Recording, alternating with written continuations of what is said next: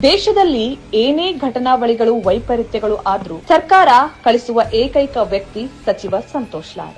ಏನೇ ಘಟನಾವಳಿಗಳಾದ್ರೂ ಕೂಡ ಏನೇ ವೈಪರೀತ್ಯಗಳಾದ್ರೂ ಕೂಡ ಸರ್ಕಾರ ಇಲ್ಲಿಂದ ಕಳಿಸುವಂತ ಏಕೈಕ ಪ್ರತಿನಿಧಿ ಅಂತಂದ್ರೆ ಅದು ಸಂತೋಷ್ ಲಾಡ್. ಜಮ್ಮು ಕಾಶ್ಮೀರದ ಪಹಲ್ಗಾಮ್ನಲ್ಲಿ ಬುಧವಾರ ಸಂಜೆ ಪ್ರವಾಸಿಗರನ್ನ ಗುರಿಯಾಗಿಸಿಕೊಂಡು ಉಗ್ರರು ದಾಳಿ ನಡೆಸಿದ್ದಾರೆ. ಉಗ್ರರ ಗುಂಡಿಗೆ 2 ಕನ್ನಡಿಗರು ಸೇರಿದಂತೆ 27 ಮಂದಿ ಪ್ರವಾಸಿಗರು ದಾರುಣವಾಗಿ ಸಾವನ್ನಪ್ಪಿದ್ದಾರೆ. ಜಮ್ಮು ಮತ್ತು ಕಾಶ್ಮೀರದ ಪ್ರವಾಸಕ್ಕೆ ತೆರಳಿರುವ ಕನ್ನಡಿಗರನ್ನ ಸುರಕ್ಷಿತವಾಗಿ ಕರೆತರುವಲ್ಲಿ ಮುಖ್ಯಮಂತ್ರಿ ಸಿದ್ದರಾಮಯ್ಯ, ಅಧಿಕಾರಿಗಳು ಮತ್ತು ಕಾರ್ಮಿಕ ಸಚಿವ ಸಂತೋಷ್ ಲಾಡ್ ಅವರನ್ನ ಪಹಲ್ಗಾಮ್ಗೆ ಕಳಿಸಿದ್ದಾರೆ.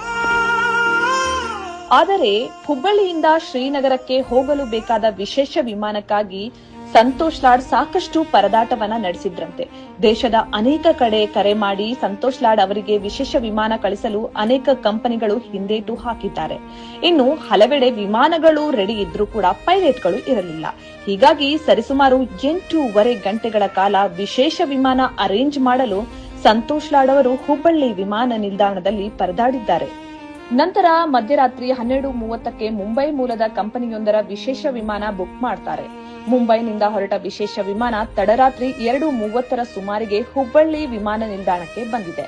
ನಸುಕಿನ ಜಾವ 3 ಗಂಟೆ ಸುಮಾರಿಗೆ ಹುಬ್ಬಳ್ಳಿಯಿಂದ ಶ್ರೀನಗರಕ್ಕೆ ಸಚಿವ ಸಂತೋಷ್ ಲಾಡ್ ಪ್ರಯಾಣ ಬೆಳೆಸಿದ್ರಂತೆ.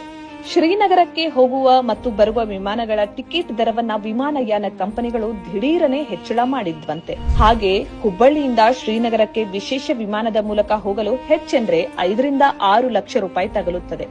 ಆದ್ರೆ ಸ್ಥಳಕ್ಕೆ ಬೇಗನೆ ಹೋಗಿ ಕನ್ನಡಿಗರಿಗೆ ಸಹಾಯ ಮಾಡಬೇಕಾಗಿದ್ರಿಂದ ಸಂತೋಷ್ ಲಾಡ್ 56 ಲಕ್ಷ ರೂಪಾಯಿ ನೀಡಿ ಶ್ರೀನಗರಕ್ಕೆ ಹೋಗಿದ್ದಾರೆ.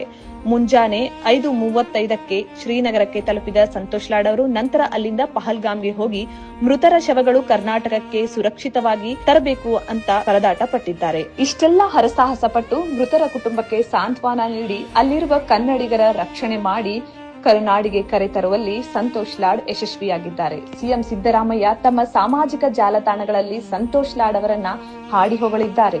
ಅಷ್ಟೇ ಅಲ್ಲ, ಕರ್ನಾಟಕದ ಜನತೆ ಕೂಡ ಹರಸಿ ಹಾರೈಸಿದ್ದಾರೆ.